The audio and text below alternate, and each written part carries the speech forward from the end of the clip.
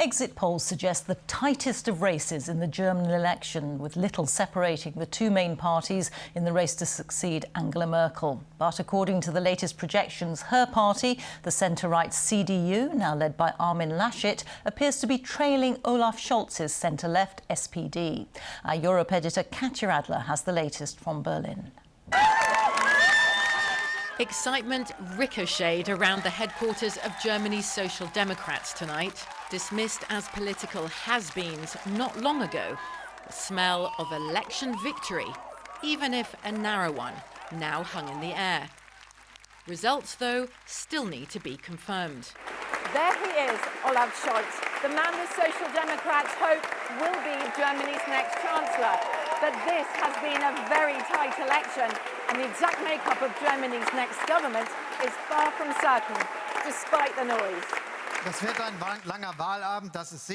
It's certainly going to be a long night, but it's also certain that many German citizens voted Social Democrat because they want a change in government and because they want their next chancellor to be called Olaf Scholz.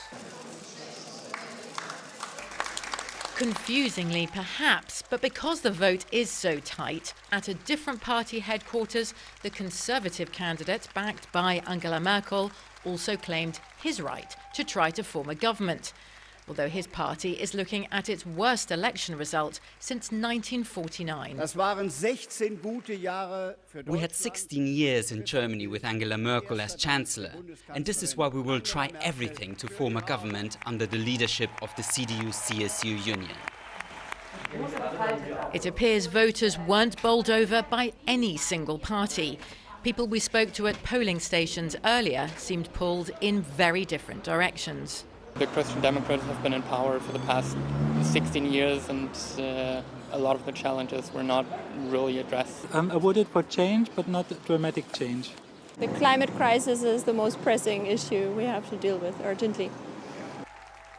The environment was a big election issue.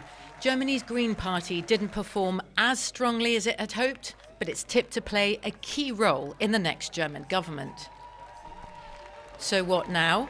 Well, it's all about coalition building, a race between Germany's two main parties to woo others to form a parliamentary majority.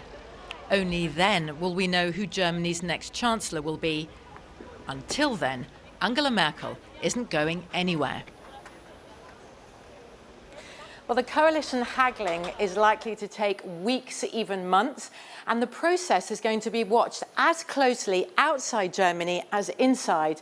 This is the EU's richest and most powerful nation, and Germany's role on the global stage isn't going to diminish just because Angela Merkel walks out the door. Germany is a key ally of the UK's. In the US, President Biden wants to know what the new government here's attitude will be towards Moscow and Beijing. And in Brussels, there are few EU decisions or reforms taken without a nod from the German Chancellor. But until we find out who they are, and while the horse trading to form a government continue, it's definitely not yet auf Wiedersehen to Angela Merkel.